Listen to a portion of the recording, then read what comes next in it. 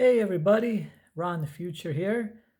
So again, today I was going through some comic books in my comic book box, the ones with the Mylar. All the comic books are in Mylar bags. So as you can see, got another rock one for you. Got Motley Crue.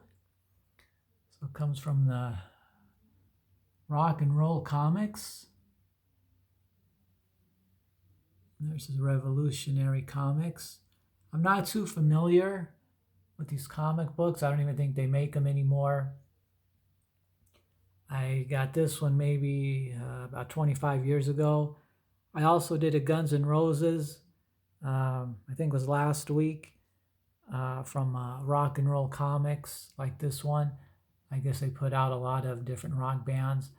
I bought a few at the time.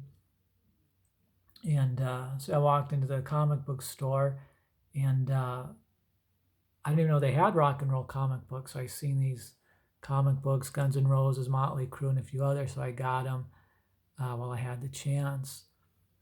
So, so yeah, if you didn't check out my Guns N' Roses one, you might want to check that video out. So that had a real cool cover on it, and the drawings, they look pretty much like Guns N' Roses, I thought. Now this cover here, it's nice and the colors are nice, but it don't really look like Motley Crue. So I guess this is supposed to be Vince Neil, which we know is the lead singer. So that'd be Vince Neil singing right there. Now this guy here looks like he's holding the drumsticks. This would be Tommy Lee. That don't look anything like Tommy Lee. Now this guy here has a lot of muscles. Tommy Lee was really tall, or is really tall and really thin. So that really don't even look like Tommy Lee at all.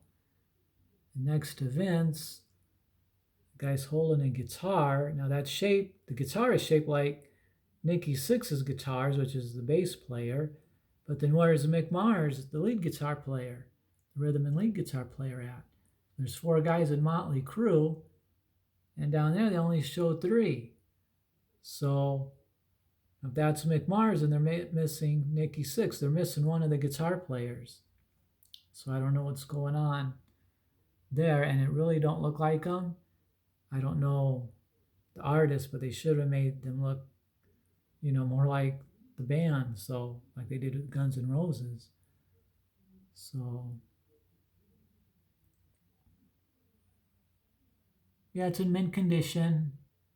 I read it once. I do like the colors though. A lot of purple and kind of pinkish and yellowish goldish color with some white going through. And I like the way they drew rock and roll right there. And then of course Motley Crue. So this was a number 4. Only paid $1.95 back then. But back then, we're talking 25 years ago. That was not real high, but it wasn't, the cheapest book in the world either. So now the books are, what, $3.99 on up, maybe $2.99 if you're lucky.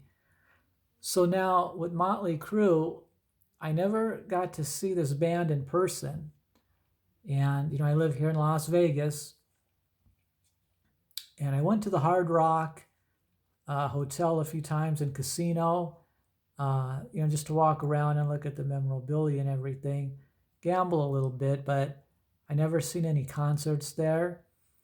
And when Motley Crue did their final concert, because they were retiring, they were playing, maybe it was before they said they were going to retire. They were playing quite a while at the Hard Rock here in Vegas, and I should have gone and seen them. So I kind of regret that. And at that time, I don't think I knew they were going to retire. And they were just playing up here, in Vegas. And so yeah, I wish I would have went to go see them. So I kind of regret that. But, what are you going to do? And because I like them a lot, have a few of their albums and stuff. So I didn't get to see them in person. I did get to see Vince Neil, though, in person in Southern California, somewhere around Hollywood, when I was working for George Barris and all that many years ago. Vince Neil was playing in a charity baseball or a charity softball game.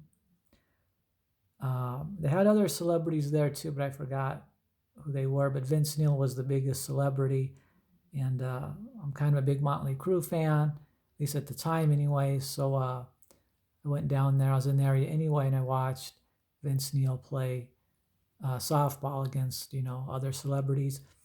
And Tommy Lee was supposed to show up to play, but he never showed up. So I was kind of waiting to see Tommy Lee. But yeah, I got to see Vince Neil for a while and other celebrities. So that was fun. But yeah, like I said, I just wish I would have went and seen Motley Crue in person because they're right up here in Las Vegas. And I live pretty close to the Hard Rock Hotel, which they don't have that anymore. I have to go by there and see what's there now. Last time I looked at it, it was empty. I don't know if they tore the building down or moved somebody else in. I don't know. Here in Vegas, they're always changing things around. Casinos close, they get tore down or remodeled, opened up again, and it's always back and forth. And new things are coming and going all the time. It's hard to keep up. Even when you live here, it's crazy. I watch the news, and they'll say, "Oh, a new casino just opened up," and I'm thinking, when they start building that, So it's kind of funny living here in Vegas. Like I said, things come and go, mainly pop up, and stay though. All kinds of new things and attractions come here. So yeah, it's a pretty wild and pretty interesting city. So anyway, that was the story on that and how I seen Vince Neil at the charity softball game. But I didn't see him in concert, unfortunately, and I'll always regret that. But anyway, that's about it, guys. So one more close look at the book. This book is what I think is in mint condition. So if I did ever get it graded and slabbed, I know it'd come back with a high grade. So I usually just read my new books once and then I put them in Mylar and off they go in the box and long time storage. Okay, guys, so that's about it. I hope you have a great day or night, depending on what part of the world you live in. And you guys stay safe out there, and I will see you next time.